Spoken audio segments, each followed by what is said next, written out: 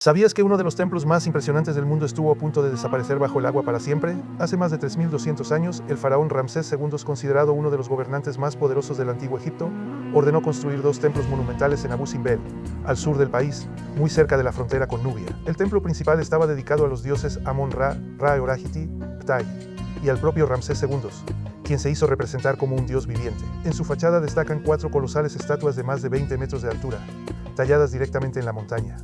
A unos 100 metros se construyó el segundo templo, dedicado a la diosa Hathor y a la reina Nefertari, la esposa favorita del faraón. Fue un privilegio extraordinario, ya que muy pocas reinas recibieron un templo de semejante importancia. Lo más sorprendente es que las estatuas de Nefertari tienen prácticamente la misma altura que las de Ramsés II, algo casi impensable en el arte egipcio. Durante más de 3000 años, ambos templos permanecieron exactamente en el mismo lugar donde fueron excavados.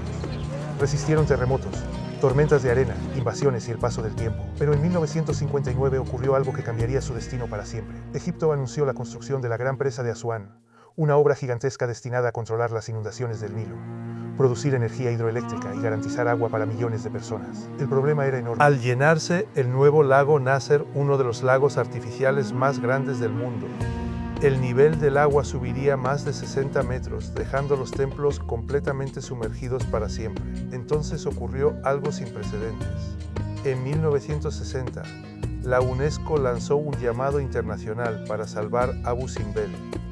Más de 50 países aportaron dinero, tecnología y especialistas para rescatar este tesoro de la humanidad. Después de estudiar distintas propuestas, los ingenieros eligieron una solución que parecía imposible. Entre 1964 y 1968, los templos fueron cortados en aproximadamente 1,036 enormes bloques, algunos con un peso de entre 20 y 30 toneladas. Cada bloque fue numerado, desmontado, transportado y vuelto a ensamblar con una precisión milimétrica. El conjunto completo fue reconstruido 65 metros más alto y aproximadamente 200 metros tierra adentro, sobre una montaña artificial diseñada para parecer la original, pero todavía faltaba el desafío más difícil. El templo principal fue construido para que 2 veces al año los primeros rayos del sol recorrieran más de 60 metros por el interior del santuario e iluminaran las estatuas de Ramsés II, Amon-Ra y Ra-Horajti, dejando en penumbra a Ptah, dios asociado al inframundo. Los ingenieros lograron conservar este extraordinario fenómeno astronómico con una desviación de apenas un día respecto al calendario original, una hazaña impresionante considerando la complejidad del proyecto. La operación costó alrededor de $40 millones de la época, equivalentes hoy a varios cientos de millones de dólares, y es considerada uno de los mayores rescates arqueológicos jamás realizados. Gracias a ese esfuerzo internacional, hoy millones de personas pueden seguir admirando Abu Simbel casi exactamente como lo contemplaban los antiguos egipcios hace más de 3000 años. Pero la historia de Abu Simbel no termina con su traslado. ¿Cómo pudieron mover una montaña sin destruir un solo detalle? Antes de comenzar los trabajos, los especialistas estudiaron varias alternativas para salvar los templos. Una de las más sorprendentes proponía construir un gigantesco dique de cristal alrededor de Abu Simbel para mantener las aguas del lago Nasser alejadas del monumento. Otra sugería dejar los templos bajo el agua para que los visitantes pudieran recorrerlos en submarinos. Ambas ideas fueron descartadas por su enorme complejidad. Finalmente se eligió la solución más audaz: desmontar completamente los templos y reconstruirlos en un lugar seguro. Mientras se realizaban los trabajos, los arqueólogos aprovecharon para estudiar zonas de la roca que jamás habían sido observadas. Descubrieron antiguas marcas de los canteros egipcios, pequeños detalles de construcción y evidencias del extraordinario nivel técnico alcanzado por los artesanos de Ramsés II.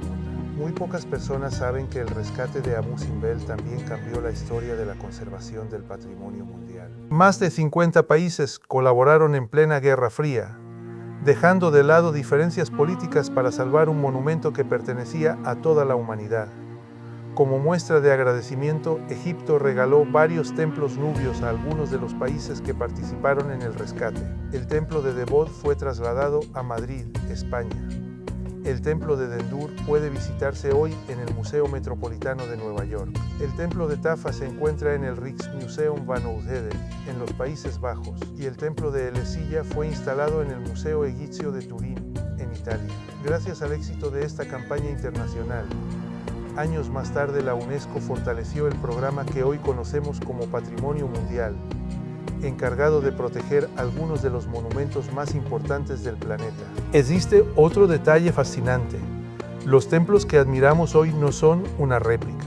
Son exactamente las mismas piedras talladas hace más de 3.200 años. Ninguna estatua fue sustituida y ningún relieve fue copiado. Todo lo que observas pertenece al monumento original, construido por Ramsés II. Imagina por un momento qué habría ocurrido si aquel rescate nunca se hubiera realizado. Hoy, los colosos de Ramsés II y el templo dedicado a la reina Nefertari permanecerían ocultos bajo las aguas del lago Nasser, invisibles para el resto del mundo. Gracias a aquella decisión, millones de personas pueden seguir maravillándose con una de las obras más extraordinarias de la civilización egipcia y con una de las mayores hazañas de la ingeniería moderna. Y recuerda, esta es la penúltima aventura.